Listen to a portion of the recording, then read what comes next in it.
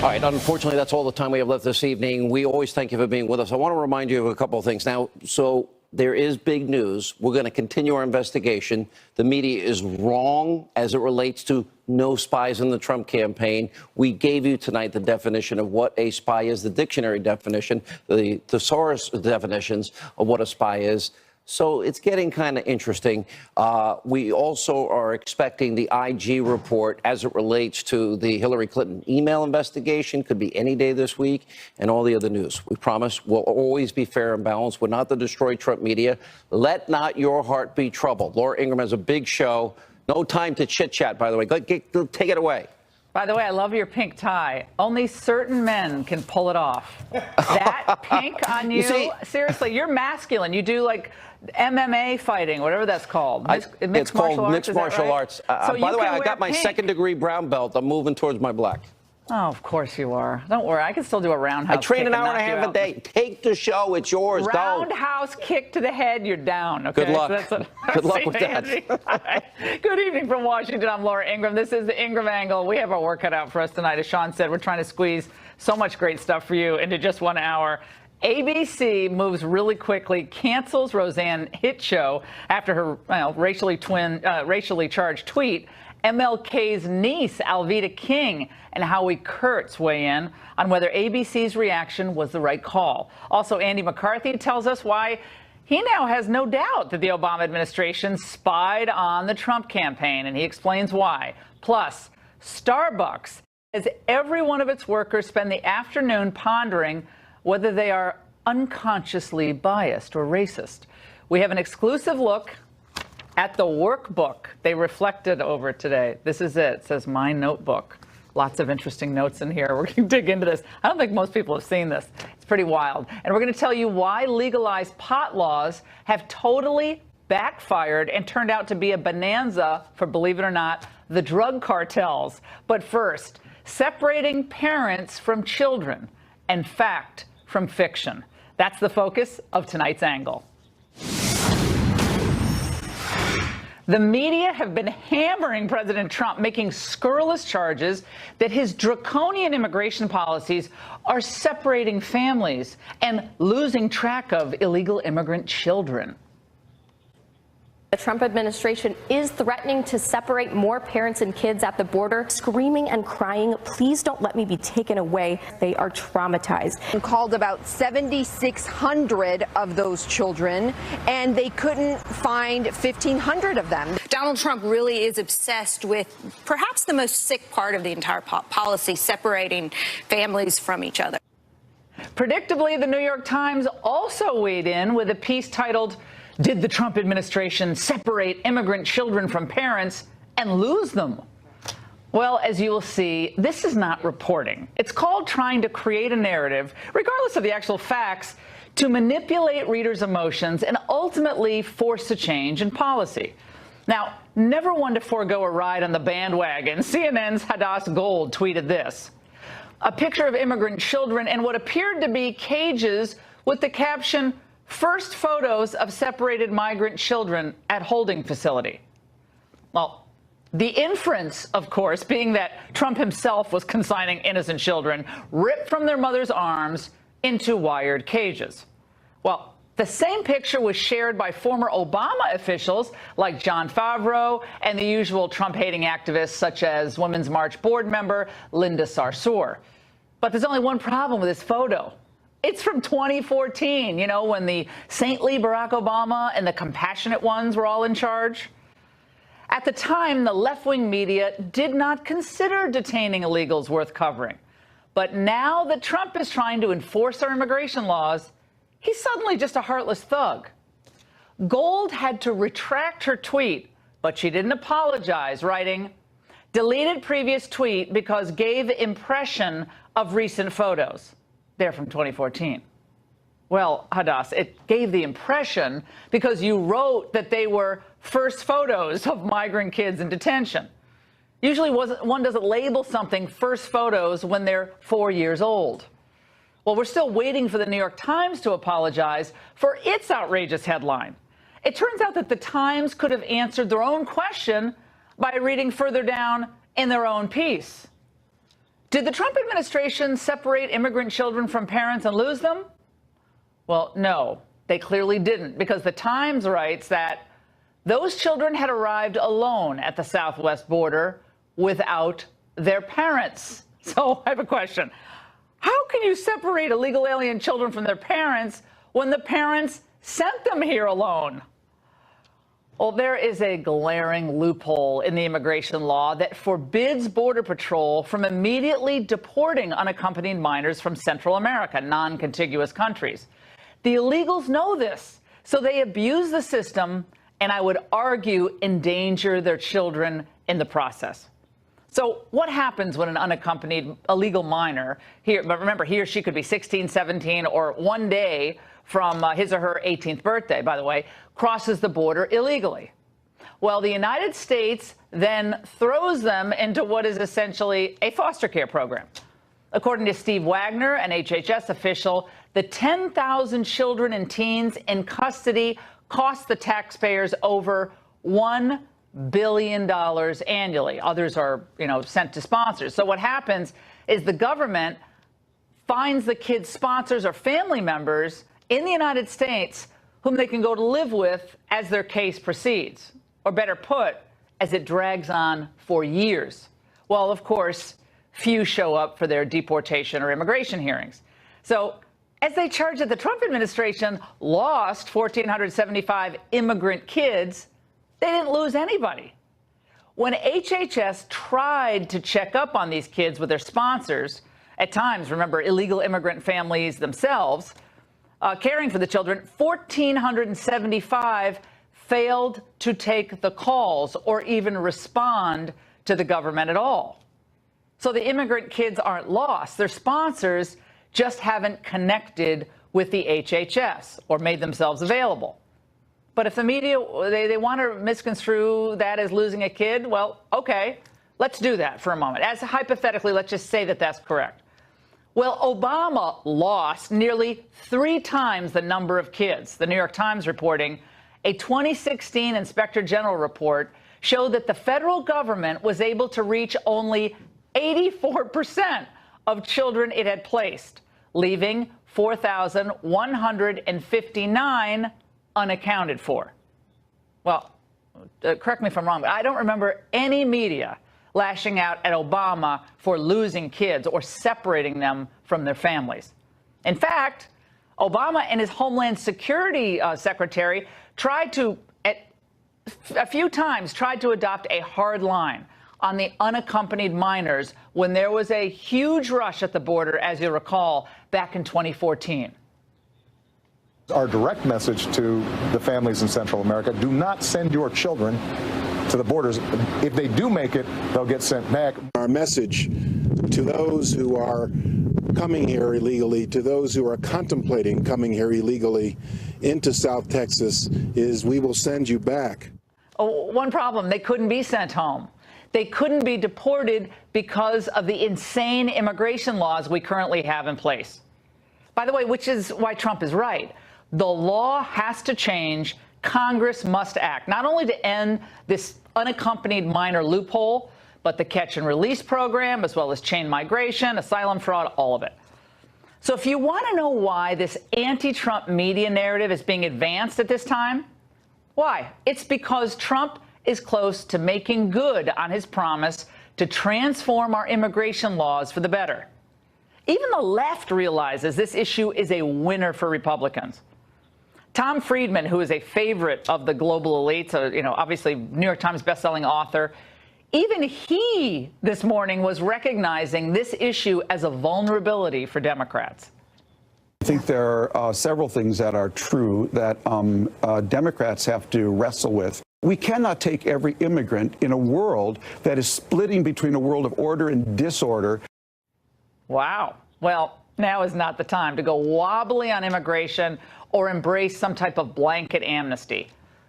There is one point that the left and the right should be able to agree on, especially given the recent media indignation.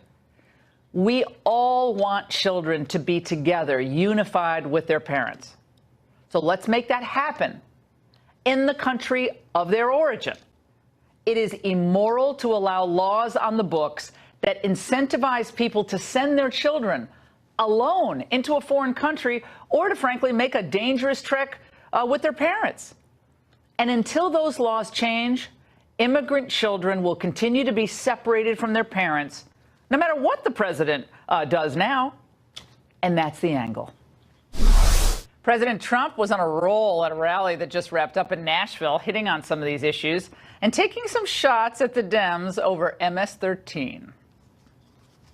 And of course, the MS-13 lover, Nancy Pelosi. She loves MS-13. Can you imagine? Remember? I said they're animals, and she said, how dare you say that? Crying Chuck wanted to have a lottery system. So these countries that are sending people in, do you think they're sending us their finest? So they put names, and we pick the names, and they come in. And then we wonder why we have problems. We're not going to be a stupid country anymore. I'm sorry. I love that montage. Let's discuss this in tonight's angle with the chairman of the American Conservative Union, Matt Schlapp. Matt, I'm not laughing through your name. I'm sorry, but I love the last part. We're not going to be stupid anymore. Radio host, former aide to Senator Chuck Schumer, Chris Hahn, another favorite of mine. Great to see both of you. All right. Great to be here. Let's take it away, Chris, on this. The president obviously taking a strong stand on the immigration issue tonight. The Democrats, I think, know they have some vulnerability here. On the MS-13 issue, the unaccompanied minor issue, as I pointed out in the angle, Obama was sending back people, even the Huffington Post. We have this great headline from the Huffington Post. This is from March of last year. The hard truths about Obama's deportation priorities. From 2009 to 2015, 56% of all immigrants removed from the country had no criminal convictions. Preliminary data from 2016, when Obama was still in office, suggests that this trend of deporting non-criminals continued. Goes on, and obviously had to deal with the unaccompanied minors that he claimed were going to be sent back, and only 3.4% of them were ever deported.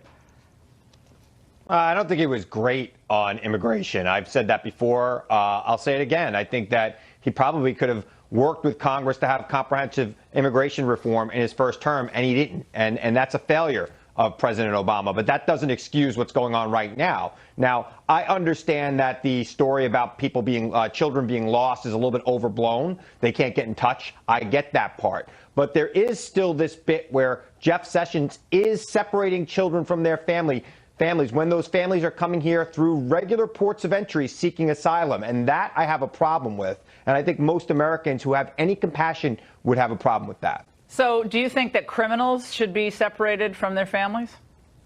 Because they are every minute of every day. You obviously know that. I think that, yeah, but to criminalize people seeking asylum is where I draw the line here. Okay, right? so they're all legitimate asylum seekers? I mean, we have a duty, Matt Schlapp, hold on, I want Matt to chime in. We have a duty to take care of children in a different way than we take care of adults. I mean, that's from the Flores decision, the judges and so forth, putting that burden on the American government. That's fine. That's what we do. But part of that is separating children from people who are trying to game the system. Sessions was very clear on this. Otherwise, we're just going to have a massive flood of family units. We don't even know if they're actual families half the time. Family units crossing the border, Matt. Yeah, this is what happened. Obama did not follow the law. When an adult crosses our border illegally, he or she is breaking the law. The Attorney General has no choice but to follow the law. And what Chris and other Democrats are saying is that as we take the adult and put them into custody, which means they go to jail, that somehow the kids should go to jail too. That would be insane and inhumane. And as a country, we simply do not do that. When Kamala Harris and these other folks who have also had the job of Attorney General in their states, it would be the same thing as saying that she has been separating parents from their children in California when parents commit crimes. Anybody who's had this law enforcement position, it'd be the same thing. You're it is an absurd. No, I'm not. It's the same. It's a crime, yes, Chris. You are. When you commit a crime, you go to a holding facility. It's the way it is. Matt. Chris. Matt, the difference here is that the Trump administration has decided to treat asylum applicants as criminals, and that is what I have a problem with. It's not just have a asylum problem applicants. with criminals having consequences. No, what but you there are wanna people coming here through regular ports of entry who Jefferson Beauregard Sessions has said he will treat as criminals. Chris, that is well, not Chris, right. Hold on, Matt. It's not just people applying for asylum. We're all thinking about asylum because the Great Caravan that showed up in San Diego. It's all people. Remember, Obama and Jay Johnson said in those clips that I think nobody remembers. I play them all the time on my radio show. They both said, "Don't bring your children here. We can't process this, and you're going to have to go home." Both of them said that. Neither of them followed through, and all but 3.4% of the people who crossed our border illegally, not applying for asylum, crossed our border illegally for all those years, 3.4% were deported. Now, that is a screwed-up system, Chris, and the Democrats are getting Obama, what President Obama was doing by those statements was trying to discourage mass immigration of unaccompanied children to this country. Which is what Sessions is doing. Yeah, Let's hear from there's an illegal immigrant mom. Hold on.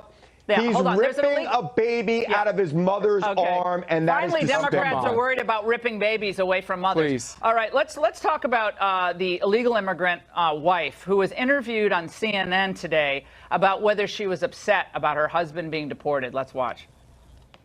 I am not upset at our government due to the fact that I am a U.S. citizen and that our laws come first. Our laws are just broken and need to be fixed. But I can't be mad at Trump for doing his job. Chris. How many women did you have to? How many immigrant women did you have to interview to get that clip? I got to know. Someone at CNN Chris. I've never heard it before. The first time hearing it, I'm blown away. Occasionally, they stumble on the truth over there at CNN. No one's watching, but occasionally they actually find someone who has some common sense to put on there. And her point is that Donald Trump is actually following the law. If you're here illegally, as Jay Johnson said, you don't have permiso. He said, we're not going to give you permiso, permisión. You're not going to get it because you're violating our laws. Chris, go ahead. I get that. Look, again, I believe in law and order. I believe in proper immigration. We have all failed in creating a system where we have an immigration that addresses the markets that are driving people to this country every single day. All right, and we should work collectively to come to a solution. All right. Well, I agree with you on that. Thank you both. Fantastic segment. Let's get the perspective of Senator Mike Lee of Utah, whose new book, out in paperback just today, is already a huge New York Times bestseller. It's on my Facebook and website. Written out of history, the forgotten founders who fought big government. Welcome, Senator. As always, it's great to see you. I think our founders would be shocked to see what's happened to this country. Obviously, a whole different situation at our country's founding. But you heard this debate we just had. You heard the statistics. President Obama said these people are going to have to go home. Then they all get to stay. They're relocated to sponsors, Senator. And then we're trying to check on them. The sponsors, a lot of them are going on off the grid because they don't want to be deported. They don't want the kids to be deported. So it's a perverse system we've set up. That's exactly what's bringing these people here. That's exactly why these children are being separated from their parents, because we had a government that refused to enforce the law and a government that said we will deport you and then didn't. When that happens, you end up being a magnet for illegal immigration. That subjects all kinds of children to exploitation, to abuse, to sexual assault in many cases. But make no mistake, that is the cause. Approximately 90% of all removal orders, that means deportation orders, each year result from a failure for people to show up at their hearings. So they're ordered removed because they don't show up for their actual immigration hearings. That's 90% of the unaccompanied minors are not showing up at hearings. So they come here, they know they're going to be able to stay here. What is the Senate and the House cooking up? I keep hearing about the administration is going to come out and agree to an amnesty with an end to chain migration. Kind of sounds like Goodlatte, but it's not quite the Bob Goodlatte bill. What's going on there? I would love to see it be the Bob Goodlatte bill. I think Bob Goodlatte has done a remarkable job of balancing various competing interests. I hope they're not coming up with something like what they cooked up in 2013. Remember how they told us there, we're coming up with a deal. It was rumored for many months, years in fact, that they were working on it. Then they finally released it. and it was about 1,000 pages worth of something that nobody had read. People voted for it anyway, and then they switched it when it got to a final vote and replaced it with a different 1,200-page bill. I fear here they might be doing the same thing, and I think they should remember the consequence of that. Freedom Caucus doesn't want it. They've already come out and said, Dave Brat, these guys, we don't want an amnesty. But can you get something positive? I mean, if you could end this chain migration, that is a huge amplifier of immigration in the country, non-merit based. That would be that's a bigger driver of the growth in immigration, is it not, than even illegal immigration? Absolutely, absolutely. And that's one of the things I like about the Goodlatte proposal, is that it addresses that, it addresses the DACA situation, and it does so in a responsible manner that shuts off the magnet. I want to ask you about this other news over the last few days, that when is spying? Your colleague Marco Rubio said something, I think, interesting on ABC's This Week. I'd like your reaction. Let's watch. It appears that there was an investigation not of the campaign, but of certain individuals who have a history that we should be suspicious of that predate the presidential campaign of 2015, 2016. The FBI, who is in charge of counterintelligence investigations, should look at people like that. But they're not investigating the campaign, they're investigating those people. So you're saying President Trump was wrong? I have seen no evidence that those people were part of an investigation on the campaign. Your reaction? His final statement might be true as far as it goes. He may have seen no evidence of any spying on the Trump campaign. It doesn't mean it didn't happen. And I think it's very difficult to prove that a dog didn't bark. I don't think he's saying the dog didn't bark, but he's saying he hasn't seen evidence. But it seems like you got Rubio, you got you're going to play a soundbite later on from Trey Gowdy. There are a lot of Republicans who seem to be working overtime. A lot of them didn't support the president, working overtime to build up Bob Mueller, the Bob Mueller team. And I think that from the very beginning, there have been a lot of people who have been very surprised about that. Senator, it's great to see you as always. Congrats on the book. Great read as always. And Andy McCarthy is here next to tell us why there's now no doubt that Team Obama spied on the Trump campaign, and more from the FBI agents who want to testify about how politics is destroying the Bureau. That's next. In today's National Review, Andy McCarthy says there's absolutely no question that the Obama administration spied on the Trump campaign.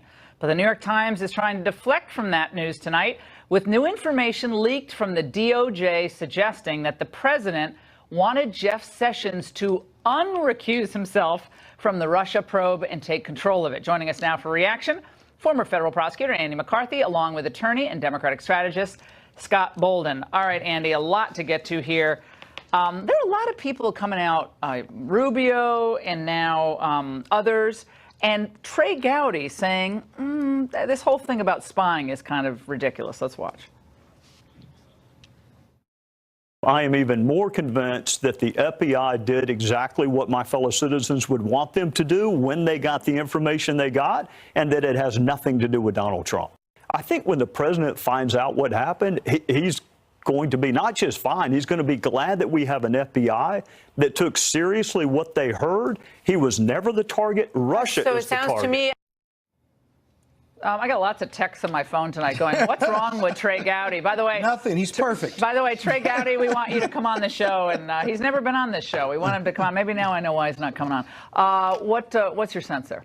Well, look, there's no question that they spied on the campaign. Well, he says, I mean, he and Rubio, I mean, a lot of people are saying that just never happened. Andy Napolitano, Judge Napolitano on Fox tonight. No, what they're saying was what they think what the FBI did was appropriate. So what they're saying is they had these guys who they had concerns about who had some Russia baggage, and it was appropriate for the FBI to check that out. I don't think anyone in his right mind would disagree with that. The question is how you go about doing that. Well, they're saying it was Russia, that they were looking at Russia, and Russia trying to meddle with our system. Didn't matter whether it was, if it were a Democrat, they would have done the same thing. No. They happened to be Trump, had this Carter Page on his list, and that's what sent him going. If you were looking at a corporation and you thought that the corporation was being corrupted by three people, you would go to the CEO and say, I think we have a problem here. We need your cooperation. What they did instead was send covert operatives to pry information out. Now, it may well be that President Trump himself, or then Donald Trump, was not personally. So why didn't they do the defensive briefing, Scott Bolden? Why didn't the Obama administration, having this deep concern that they had about Russia, why didn't they go to the head of the campaign? Or why didn't they go, then it was Paul Manafort, so not going to go to him, but why didn't they go to President Trump? If I'm doing internal investigations for a company, I'll use your example. I'm not starting at the top. I'm starting at the source. And what they did with this informant was went and talked and did outreach to 2 or 3 leaders in the campaign to test not whether Trump was colluding with Russia, but whether Russia was doing outreach to the Trump campaign, how deep they may have gotten in there. And what would you want the FBI to do? Unless you put a political overlay on it, they're doing their job. The target was Russia. They were trying to protect Americans. And now the GOP would criticize this institution as if it's in some type of deep state, even in 2017 and 16. Even in 2017 about that. So you'd have been cool with this if it was the Obama campaign, I right? would have been cool with it if the FBI is protecting our elections, our democracy, and doing their job. How dare us? The FBI goes into Think otherwise. The Bush 2008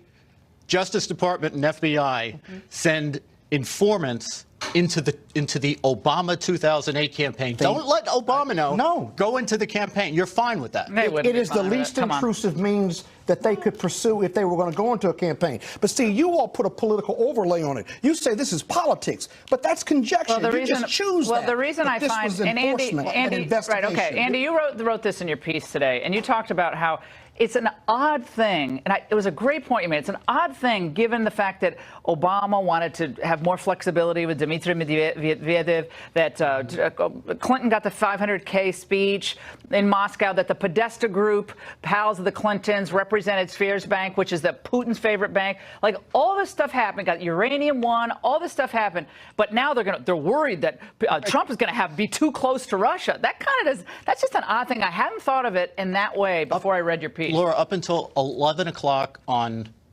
November 8th, Carter Page was a conventional Democrat. I personally find his beliefs about Russia to be ridiculous to offensive.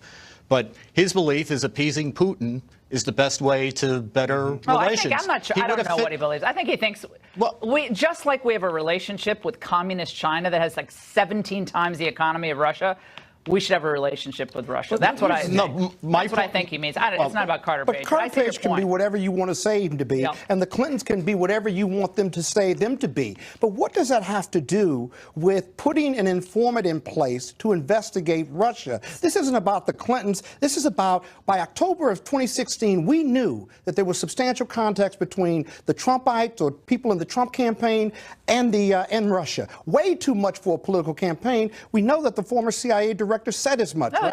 There's just as many contacts with the Clinton campaign. Not doing the campaign. With Hillary Clinton and all of her friends. Are you kidding me? Doing that campaign, those substantial contacts. Barack Obama's the Committee on Foreign Investment, given the Uranium One all over to Russia. Come on. You're running out of time. No, we're running out of time. And Obama, you're running out of time. What about this leak story? If you keep talking, we're going to be completely out of time. What's the deal tonight with this? We got to get to the FBI informant issue, but what's the deal tonight, Andy, with the New York Times story comes out? I think as this Russia collusion thing is collapsing, the informant thing, people just don't like the feel of that. But on the issue of Trump wanting Sessions to unrecuse himself, that doesn't surprise me at all. I don't find that surprising that if he told his White House counsel, this is ridiculous. He talked to Kislyak for 5 minutes in his office. Why the heck is he recusing him? We didn't have anything to do with Russia. And he maybe told McGahn this. If this story is true, McGahn talked to Sessions people, and it didn't go anywhere. But this was leaked tonight, another leak out of the DOJ. Your reaction? They're turning the page. But, look, at the time this happened, I thought that Sessions' recusal was too broad and an overreaction because it didn't comply with the regulations of the Justice Department, which are the same ones that sort of apply to Mueller as well. And I know everybody wants to look at this as an investigation. President Trump has to look at this as this affects my ability to govern. That's why this special counsel is such a terrible institution. And it's been a terrible institution to every president of either party that it's ever been. I think there's a lot to do. I mean, and everyone, Russia is the boogeyman. I think every time someone says Russia, I say China. China is a much bigger threat to the United States. I think there are times where we could triangulate China with Russia, and now we're not doing that. I think we're not doing a lot of things that we could do to put more pressure on China to be more helpful to us. I want to ask you about the FBI thing. We've got to get to this issue. FBI agents, Daily Caller report today that they're afraid that they're not going to get whistleblower protection inside the DOJ, inside the FBI itself. Are you concerned about that? Apparently, many of them are worried about the politicization of the FBI. Don't know, but they're driving. But Donald Trump and his people are driving that narrative. And conservative Kamala. No, they're witnessing it. They're on the inside. Well, that's what they believe. They're not about Trump. They're experiencing it. Well, they certainly will have whistleblower protection, and if they don't, they ought to hire up and get lawyered up like everybody else in Washington to do that. They should not be concerned about that. And if the Congress wants to hear from them, they can simply invite them or issue a subpoena for them, and they'll be heard. All right, guys, fantastic, as always, both of you. And by the way, ABC is showing zero tolerance after Roseanne crosses a line. Alveda King, Howie Kurtz join us to discuss whether this is the best way to deal with racially tinged remarks by a celebrity. ABC canceled the hit sitcom Roseanne today after a series of bizarre tweets from the show's star early this morning. They included a racist remark about Valerie Jarrett, top advisor to former President Obama. Roseanne Barr apologized profusely after she was severely criticized, but that wasn't enough to save her show. Jarrett responded on MSNBC tonight. I think we have to turn it into a teaching moment. I'm fine. I'm worried about all the people out there who don't have a circle of friends and followers who come right to their defense. The person who's walking down the street minding their own business and they see somebody cling to their purse or want to cross the street. For reaction, we're joined by Alveda King, former member of the Georgia House of Representatives and the niece of Dr. Martin Luther King, and Howie Kurtz, the host of Media Buzz here on Fox News. I want to start with you, Alveda, here, because this was a breakneck speed cancellation of the most popular network television show of the season. A huge smash hit. She apologized, but it was the comments in the eyes of a lot of people were pretty inexcusable, to say the least. Well, you know, this actually, Laura, is a teachable moment. I'm 67 years old, and I do use social media, but I try to stop and maybe pray or think or consider what I'm about to tweet or put on Facebook or Instagram or LinkedIn or any of those, because people will hear that or see that or read that. And as you say, Roseanne's remarks moved like lightning. They just moved everywhere. And then ABC responded, and I believe appropriately, in saying, hey, we just have to chop this show. We have to stop this. There has to be a message that this is not what we're about. So I believe that it is a teachable moment, unfortunately, for Roseanne herself. You know, because I guess there are a lot of people. I have a question about this, though. And Howard, there seems to be no possibility of redemption in certain cases. I mean, you have redemption for Joy Behar. Let's not remind everyone what she said not so long ago. Yeah. It's one thing to talk to Jesus. It's another thing when Jesus talks to you. Exactly. Okay, well, that's different. That's different. That's called mental illness, if I'm not correct. And then Andrea Mitchell posed this very odd question today to Joy Reid. Let's watch. What do you have to do on social media to get fired from a top-rated show on an American broadcast network? It's a little, given Joy Reid's past comments about homosexuals and so forth. It was kind of an ironic question there. Right. I mean, a lot of commentators and comedians have survived these offensive comments when they have apologized. Difference here, I think, is that Roseanne Barr touched the third rail of race, and it's very hard to come back from that. I mean, this was a spectacular self-immolation by Roseanne, who woke up this morning with the most popular show within nanoseconds, it seemed, ABC pulling the plug, which is going to cost ABC a lot of money, by the way. And Roseanne should have been on top of the world. Instead, she's continued to spew anger on Twitter. Alveda, you see the double standard, however. Christians are mocked and ridiculed, entire classes of people ridiculed, yet someone issues an apology, maybe makes a phone call, and career preserved. In America right now, the issue of race has reached fever pitch, boiling point. We've not gotten the message yet from my uncle, for example, Reverend Martin Luther King Jr., we must learn to live together as brothers, and I'll add as sisters, or perish together as fools. We're not understanding that we are one race, one human race. And so we are still at these race wars and battling. And so it's just an absolute terrible thing to take a racial slur and kind of throw it out there like that, and I understand that. However, I believe that we all as human beings, red-blooded human beings, our skin color really doesn't define us. It's our character that does. We're not colorblind. We could see ethnicity, and we should, because if we ignore or say we can't see skin color, then we can't see the oppression and the wrongdoing that happens, even down to the little babies in the womb, all the way to old people. Right. And so fighting over skin color really is a problem, but that's where we are right now. And that's why I say it's a teachable moment. The racism really does have to go, and we have to begin to regard and respect each other as human beings. Well, here. Howie, did ABC not know, though, what they were getting with Roseanne? I mean, Ben Sherwood's comment, the New York Times, he said you can't control Roseanne. Let's get Howie in on this. Many who have tried have failed. She's the one and only. I mean, ABC knew exactly what it was getting with Roseanne. She has been spreading conspiracy theories from about 9/11 to Nazis for many years. There was a gamble here that maybe she would zip her lip, and she did create a funny show, a pro-Trump show that touched a lot of people in the country. But ABC cannot claim to be blindsided. And there's one more point here, and that is, I was just waiting. I was counting down. CNN's Don Lemon. Okay, Roseanne and President Trump are trafficking racism. They're putting it all together. MSNBC bringing it in. Even Valerie Jarrett was taking the high road, and she was sort of blindsided here, but she took a swipe at the president. Although he liked Roseanne, and he called Roseanne after the successful review, this has nothing to do with Donald Trump. The mainstream media have to turn every negative controversy into a Trump story. Alveda, what do you think of tying this? Hold on, Alveda. What do you think about tying this to Donald Trump, which is what people are doing in tweets? You know, the guy from Scandal, actor Joshua Malina, said ABC is greater than GOP. Others tweeting similar things, that Donald Trump created this atmosphere for someone like a Roseanne to tweet that, thinking she probably could get away with it. Well, I believe Roseanne, perhaps, as I say, teachable moment, just thought she could say or do whatever she thought at any time. But did Donald Trump create the atmosphere, Alveda? That's what the left is saying. No, he did not. No, he did not. I voted for Donald Trump. I'm not a racist. There are many of us who support the president today, and we're not racist. So to tie this one particular act from one particular person and say that it's Donald Trump's President Donald Trump's fault, that's just not true. And I think that we should not do that. Howie, will someone else pick up the show?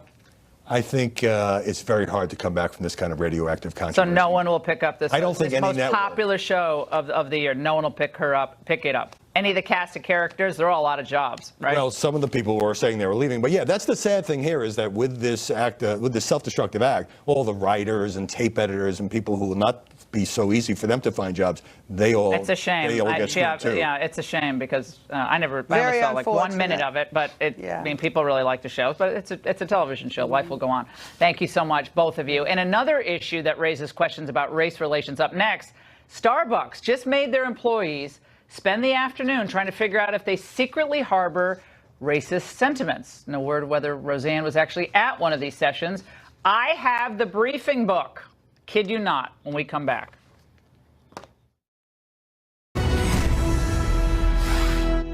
All 8,000 company-owned Starbucks closed for 3 hours today so that 175,000 employees could receive unconscious bias training. Now, the company recently announced that its stores would be open to all, even those who do not make a purchase. The new policy was in response to all the bad publicity after a Philadelphia store manager called police last month to arrest 2 African-American men who did not make a purchase. Instead of unconscious bias training, would Starbucks employees have been better served, as some critics claim, by learning how to maybe run homeless shelters? Well, let's discuss this with Fox News contributor John O'Caldwell and Democratic strategist Michael Starr Hopkins. Okay, guys, I actually have the booklet. You see it? And it's tabbed because it's actually fun. Like any good lawyer.